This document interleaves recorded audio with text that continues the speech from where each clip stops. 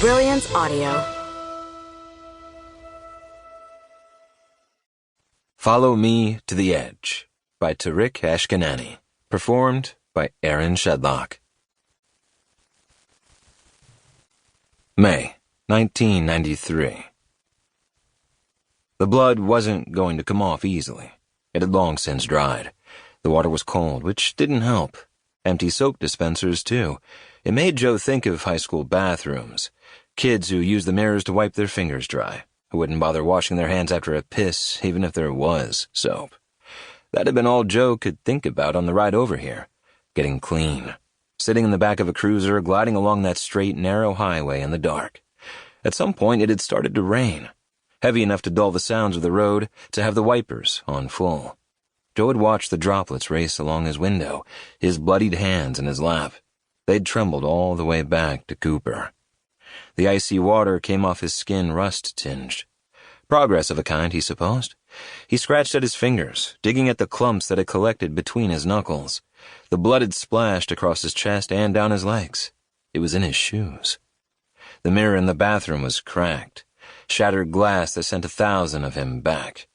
Pale-faced, and with the right side of his blonde hair matted with red. He must have run his hand through it.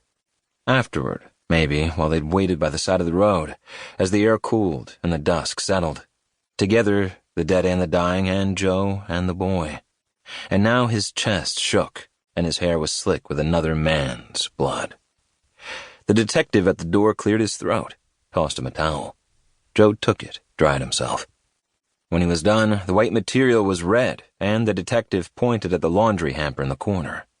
The guy had been his shadow ever since they'd picked Joe up at the scene. 3 hours in a little room with nothing but a plastic cup and a growing urge to piss. Said his name was Fields. Said it like him and Joe had never met before, only they had. A bunch of times. Detectives never did pay much attention to lowly patrol officers. Joe had told his story 4 times now, to 4 different people. People who nodded sympathetically and scribbled notes. People who got him coffees and offered him cigarettes, offered him reassurances. That it had been a clean shooting, that ballistics would back up his story. They'd taken his gun away. One of our own, they kept saying.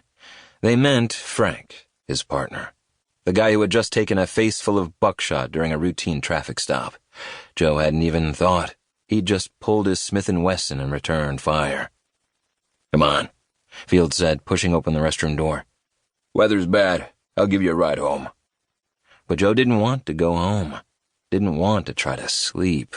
He knew what he'd seen when he closed his eyes. Hell, he could see with them open. The red Buick pulled over to the highway's dusty shoulder ahead of them, its hazards flashing. The gleam of silver as Frank tossed the dime to decide who would approach. Frank's laugh as it landed. Your lucky day. His last words. No, Joe wasn't going home. He got a ride to the hospital instead. The waiting room was filled with the usual Friday night clientele. Guys in football jerseys, chanting, leering at a woman passed out in the corner. Bar fights and drunken falls. Overdoses, people covered in vomit, holding their broken arms, holding each other. Joe pushed past a couple of hookers who catcalled him, calling him baby and sugar. They were flying, their faces busted. A drunk clutched a bloody towel in his hands and lay across 3 seats, crying quietly. Joe spotted a single nurse trying to keep order. She brandished a clipboard like it was a shield.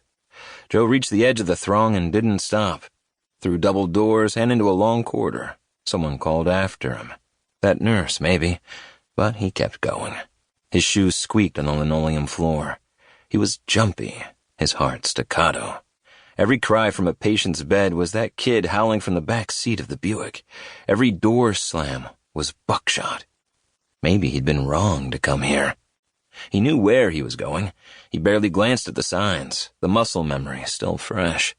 Half a childhood spent here with his brother, then 5 years as a Cooper cop to fill in any gaps. He'd gotten to know the hospital all too well. He dodged an orderly with a cart, barreled through another set of double doors and up 2 flights of stairs. Emergency surgery.